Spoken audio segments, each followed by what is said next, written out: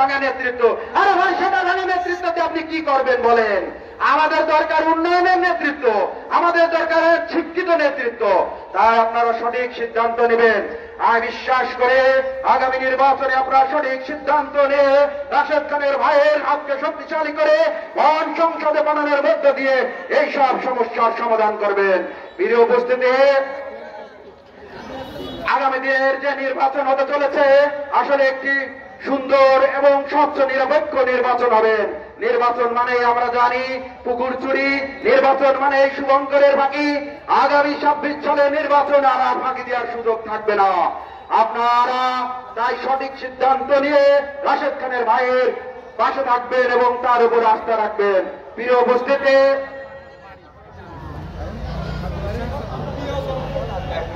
প্রিয় উপস্থিতি, রাশেদ খান ভাইয়ের নেতৃত্বে রাস্তা রেখে আমরা এই হরিণাকুণ্ড, অবহেলিত হরিণাকুণ্ডকে উন্নয়নের উপজেলা হিসেবে গড়ে তুলব।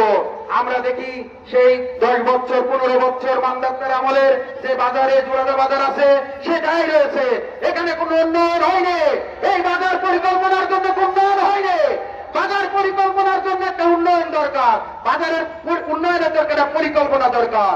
সেই পরিকল্পনাহীন নেতৃত্ব আমাদের মাঝে বিরাজ করেছিল। আমরা দৃঢ়ভাবে বিশ্বাস করে রাশেদ খান ভাই যদি মহান সংসদে যেতে পারে, এই জোড়াদা বাজার একটি আধুনিক বাজারে রূপান্তরিত হবে। একটি বাজার উন্নয়নের তার অনেক চিন্তা রয়েছে। আমরা বিভিন্ন জায়গায় দেখতে পাই বাজার উন্নয়নের জন্য অনেক বরাদ্দ আসে, সেই বরাদ্দগুলো আসলে লুটেপুটে খায়। আসলে লুটেপুটে খালে তো উন্নয়ন সম্ভব না। আমরা আমাদের রাশেদ খানের ভাইয়ের আস্থা রেখেছি। আপনারা জানেন রাশেদ খান ভাই একটি সহযোগ্য নেতৃত্ব। তার ভিতরে এখনো পর্যন্ত কোন দুর্নীতির ছায়া নাই।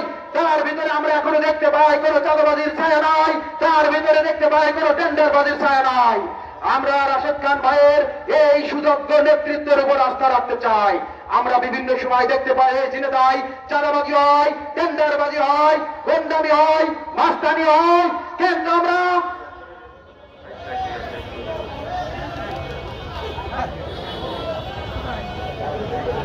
আমরা এই চাঁদাবাজিকে রুখে দিতে চাই।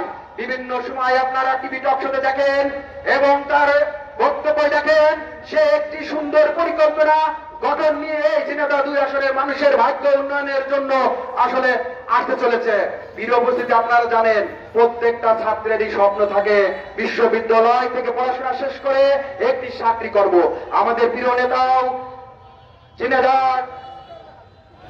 ঝিনাইদহ জন্মগ্রহণ, ঝিনাইদহ নিউ একাডেমি থেকে লেখাপড়া করে ঢাকা বিশ্ববিদ্যালয়ে লেখাপড়ার সুযোগ পেয়েছিল। সেখানে সে অনার্স মাস্টার শেষ করে স্বপ্ন দেখেছিল একটি চাকরি করবেন। কিন্তু 2018 সালের কোটা সংস্কার আন্দোলনের মধ্য দিয়ে যখন চাকরিতে দেখে যে আসলে চাকরিতে বৈষম্য হচ্ছে, চাকরিতে সাধারণ মানুষের প্রবেশ অনেকটাই কঠিনে পড়েছে, সে তার নিজের চাকরিটাকে আর কল্পনা করেনি।